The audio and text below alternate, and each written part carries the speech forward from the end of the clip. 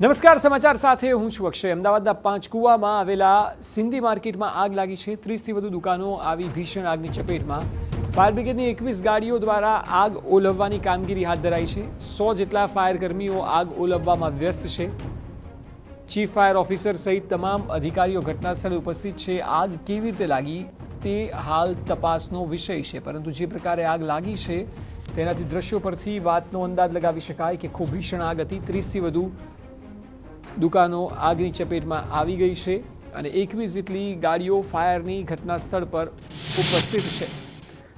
સૌથી મોટો સવાલ એ છે કે આગ કઈ રીતે લાગી। સિંધી માર્કેટમાં આગ લાગી છે, તેમાં 25થી 30 દુકાનો ચપેટમાં આવી છે અને મોટું નુકસાન પાંચકુવામાં આવેલા સિંધી માર્કેટમાં થયું છે।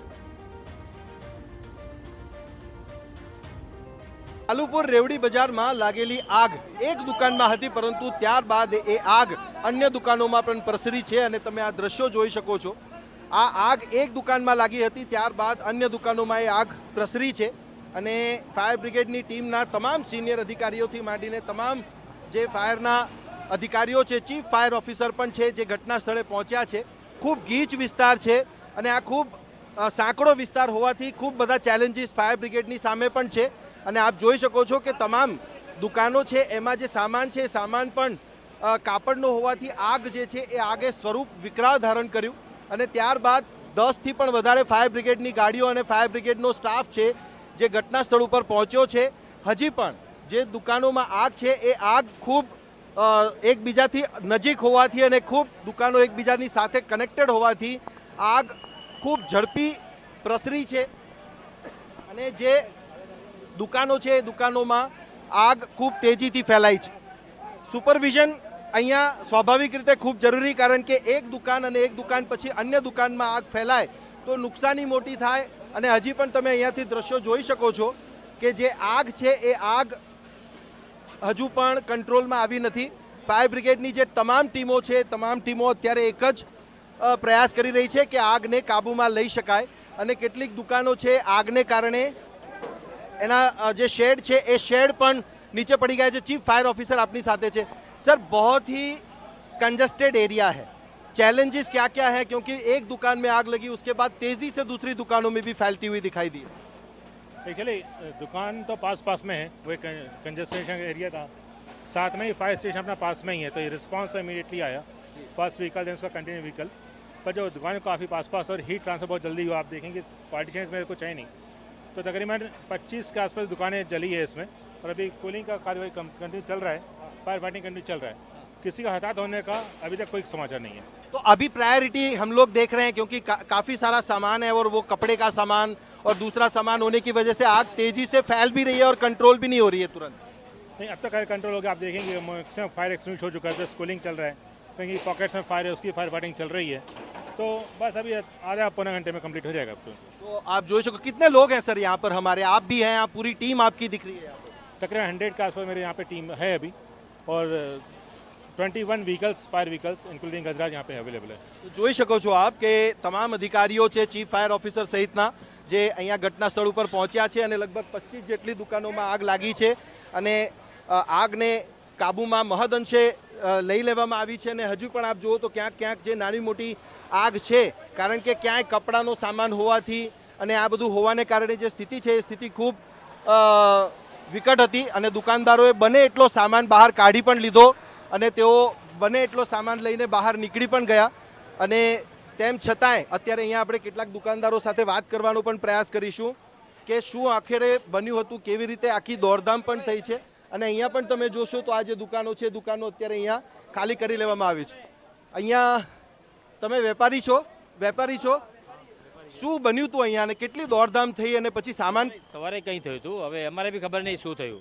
હા, અમે મોડા આવ્યા, અમારે બી ખબર નહીં। આજો ભાઈ। અચ્છા, આપ તમે જુઓ કે આગ જે છે એ આગને કંટ્રોલમાં લઈને અહીંયા કેટલોક સામાન જે છે બહાર કાઢી લીધું છે। હા, બધું બહાર અમે જ કાઢેલું છે। આ બધા અમારા માર્કેટના જ બધા વેપારીઓ ભાઈઓ છે, અમે બી માર્કેટના જ બધા અમારા વેપારીઓ જ છે, અમે બધા વેપારીઓ ભાઈ જ છે, સમજી લો।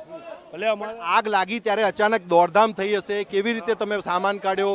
ફાયર બ્રિગેડ નજીકમાં હતી? હા, ફાયર બ્રિગેડ બી આવી ગઈ હતી, ટાઈમસર આવી ગઈ હતી, બધું એમને બી કામ સરસ જ ચાલે છે। ને અમારાથી જે થતું હોય અમે બધું માલ બાળ કાઢીને મૂકી દીધું ત્યાં. હવે એ લોકોનું જે બી સમજ લો હમણાં માલગાડી બોલાવે છે, ટેમ્પો રિક્ષા જે બી એમાં કાઢીને લઈ જશે. તમે જોયું હશે કેવી રીતે આગ લાગીને દોડધામ થઈ બધી જગ્યાએ. પહેલાં તો ધીમે ધીમે આગ લાગી, પછી ફાયર બ્રિગેડ આવ્યા, 15 થી 20 મિનિટ એક જ દુકાનમાં વધારે આગ લાગી. પછી જેવી રીતે હવા ચાલી ને એવી રીતે વધતી ગઈ. હવે આમાં અહીંયા એટલી બધી વધી ગઈ ને આમાં પ્લાસ્ટિક ઉપર વધારે હતા, પતરા ઉપર, એ પ્લાસ્ટિકના હિસાબે વધારે લાગ્યા. અને જેટલો સામાન બચાવી શકતા હતા એટલો અહીંયા 80% તો માલ બધું કાઢી લીધું છે. બધા અમારા વેપારી મિત્ર જ છે. અમે બધા અમે એકબીજાની મદદ કરીએ જ છીએ. કોઈ બી એવો બનાવ થઈ જાય પક્ષપાતનો વિષય નથી, પરંતુ એટલું સારું છે કે તમામ જે સામાન છે સામાન મહદ અંશે બચાવી લેવામાં આવ્યો છે, કાઢી લેવામાં આવ્યો છે અને તમામ દુકાનદારો જે છે એકબીજાની મદદગારી સાથે આ આગ ને કારણે નુકસાન વધુ ન થાય એ માટેનો પ્રયાસ કર્યો છે. અને આ જે સ્થિતિ છે એ સ્થિતિ અત્યારની છે કે આગ મહદઅંશે કાબૂમાં છે. જે નાની મોટી આગ છે એને હજુ પણ કાબૂમાં લઈ લેવામાં આવશે. લગભગ અડધો પોણો કલાકમાં સંપૂર્ણ આગ કાબૂમાં આવી જશે એવું ચીફ ફાયર ઓફિસરનું કહેવું છે. કેમેરામેન ઇમરાન શેખ સાથે સચિન પાટીલ, TV9 અમદાવાદ. તો આગમાં લોકોને, વેપારીઓને ખાસ કરીને મોટું નુકસાન થયું છે, કારણ કે 20થી વધુ દુકાનો ઝપેટમાં આવી ગઈ છે અને 5 કૂવામાં આવેલા સિંધી માર્કેટમાં આ ઘટના બની છે. જો કે આગને બુઝાવવાના એડીચોટીના પ્રયત્નો થઈ રહ્યા છે. હાલ વધુ માહિતી આપી રહ્યા છે સંવાદદાતા સચિન પાટીલ. સચિન, 3 વાગ્યાનો સમય થયો છે. આપ જણાવો ત્યાં શું સ્થિતિ જોઈ રહ્યા છો અને હજુ કેટલો સમય લાગી શકે સંપૂર્ણ સ્થિતિ પર કાબુ મેળવતા?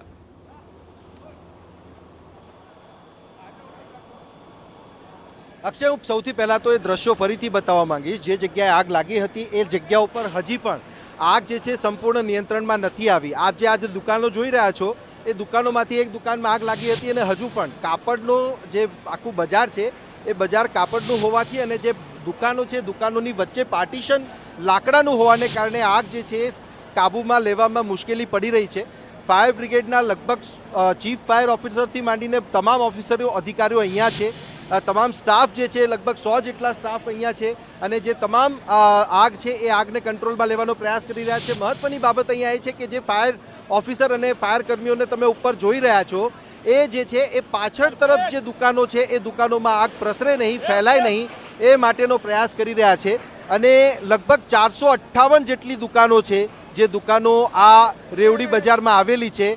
અને અત્યારે તમે જોઈ રહ્યા છો અહીંયા જે ફાયરની ટીમ છે એમને એક નવો જે છે એક શરૂ કર્યું છે કે જે પતરા છે કે જે સામાન છે ઉપર પડેલો છે કે પ્લાસ્ટિક છે, કોઈ પણ વસ્તુ હોય એને તોડીને નીચે લાવવાનો પ્રયાસ કરી રહ્યા છે કે આગ જે છે એ ઓલવવા માટે મુશ્કેલી ન સર્જાય.